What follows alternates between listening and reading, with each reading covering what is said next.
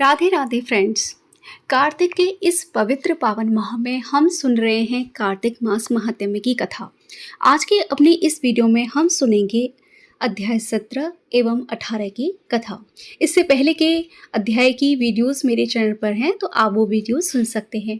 साथ ही कार्तिक में प्रतिदिन सुनी जाने वाली कहानियों की वीडियोस भी हैं, तो आप वो कहानियाँ भी सुन सकते हैं।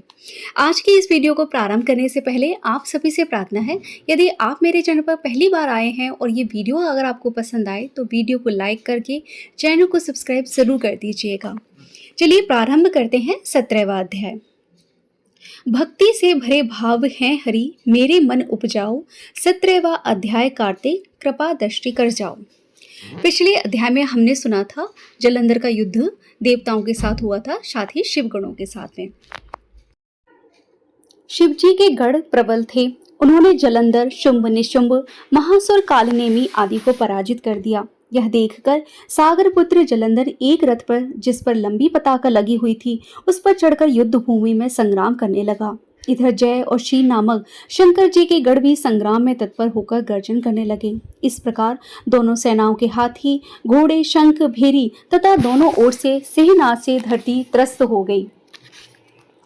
तत्पश्चात जलंधर ने कोहरे के समान बाणों को चलाकर धरती से लेकर आकाश तक व्याप्त कर दिया। नंदी को 5, गणेश को 5 तथा वीरभद्र को भी एक साथ ही 20 बाण मारकर उनके शरीर को छेद दिया और मेघ के समान गर्जन करने लगा।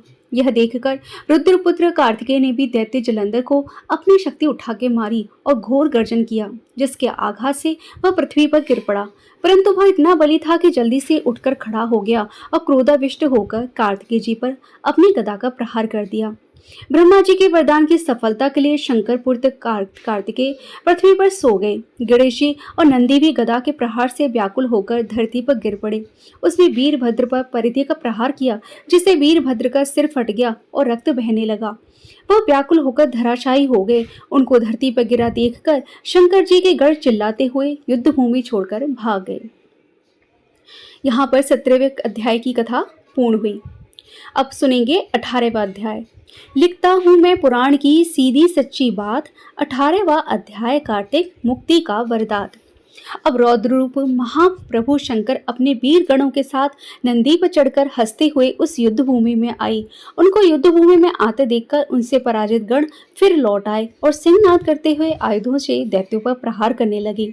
भीषण रूपधारी रुद्र को देखकर दैत्य भागने लगे। तब युद्ध में अपने दैत्यों को पराजित होते देखकर जलंधर हजारों बार छोड़ता हुआ भगवान शंकर की ओर दौड़ा। उसके शुंभ निशुंभ आदि वीर भी क्रोध से शंकर जी की ओर दौड़े। इतने में शंकर जी ने जलंधर के सब बाणों को काटकर अपने गणों को निर्भय कर अपने अन्य बाणों की आंधी से दैत्यों को पीड़ित कर दिया। खड़गोरमा नामक दैत्य को अपनी फरसे से मार डाला और बलाहक का भी सिर काट दिया। घष्मर भी मारा गया और शिवगढ़ चषी ने प्रचंड नामक दैत्य का सिर काट डाला। किसी को शिव जी के बैल ने मारा और कई उनके बाणों के द्वारा मारे गए। यह देखकर जलंधर अपने शुंभ निशुंभ आदि दैत्यों को भी धिक्कारने लगा और भयभीतों को धैर्य देने लगा। इस किसी प्रकार से भी वे त्रस्त दैत्य दोबारा युद्ध भूमि में जाने को तैयार न हुई। दैत्य सेना ने पलायन शुरू कर दिया। तब महाक्रुद्ध जलंधर शिव जी को अपनी ओर ललकारने लगा। साथ ही उसने 70 बाण मारकर शिव जी को दग्ध कर दिया तथा और भी बहुत से बाणों का प्रहार किया। शिवजी और उसके बाणों को काटते रहे, यहाँ तक कि उन्होंने जलंधर की ध्वजा, क्षेत्र और धनुष को भी काट दिया। फिर 7 बाण मारकर उसके शरीर में आघात पहुंचाया। धनुष के कट जाने से जलंधर ने प्रचंड बाण मारकर उनकी गदा के टुकड़े कर दिए।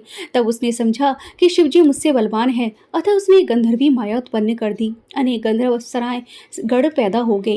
वीणा और मृदंग आदि बाजों के साथ नृत्य व गान होने लगा। इससे अपने गणों सहित रुद्र भी मोहित हो गए। उन्होंने युद्ध बंद कर दिया। फिर तो काम से मोहित हो जलंधर जल्दी से त्रिनेत्र भगवान शंकर का रूप धारण करके वृषभ पर बैठकर पार्वती के पास जा पहुंचा। उधर जब पार्वती जी ने शिव जी को आता हुआ देखा तो अपनी सखियों का साथ छोड़ दिया और आगे आई। पार्वती जी ने उसे दानव जाना तो वह अंतर्ध्यान होकर उत्तर की ओर मानस पर चली गई। वहां पार्वती जी को न पाकर जलंधर फिर शिव जी की ओर लौट गया। उधर पार्वती जी ने भगवान विष्णु को बुलाकर दैत्य का वह कृत्य कहा और यह प्रश्न किया कि क्या आप इससे अवगत हैं। भगवान विष्णु ने हाथ जोड़कर उत्तर दिया, आपकी कृपा से मुझे सब कुछ ज्ञात है। हे माँ, जो आज्ञा हो पालन करो। जगत माता ने विष्णु जी से कहा, उस दैत्य ने जो मार्ग खोला है उसका अनुसरण उचित है। मैं तुम्हें आज्ञा देती हूँ कि तुम जाकर उसकी स्त्री का प्रतिबद्ध धर्म भंग करो, यह दैत्य तभी मरेगा। पार्वती जी की आज्ञा पाते ही भगवान विष्णु छल करने के लिए जलंधर के नगर की ओर चले गए। बोलिए श्री विष्णु भगवान की जय।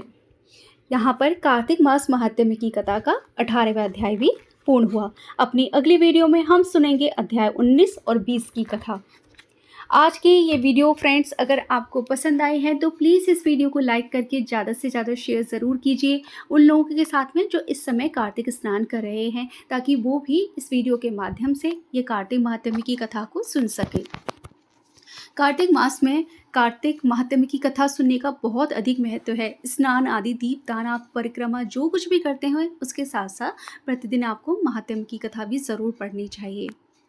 तो फ्रेंड्स, अगर आप मेरे चैनल पर पहली बार आए हैं तो प्लीज़ इस चैनल को सब्सक्राइब ज़रूर कर दीजिए, क्योंकि मेरे चैनल पर आने वाले सभी व्रत त्योहारों से जुड़ी हुई पूजा विधि, कथा, कहानी आदि की वीडियो शेयर की जाती है। और ऐसे ही वीडियोस के लिए प्लीज़ देखते रहिए मेरा चैनल आदि योगी महादेव। आप सबने फ्रेंड्स इस वीडियो को एंड तक देखा है, उसके लिए आप सबका बहुत बहुत धन्यवाद। भगवान श्री कृष्ण और श्री राधा रानी की कृपा आप सब पर सदैव बनी रहे। राधे राधे फ्रेंड्स।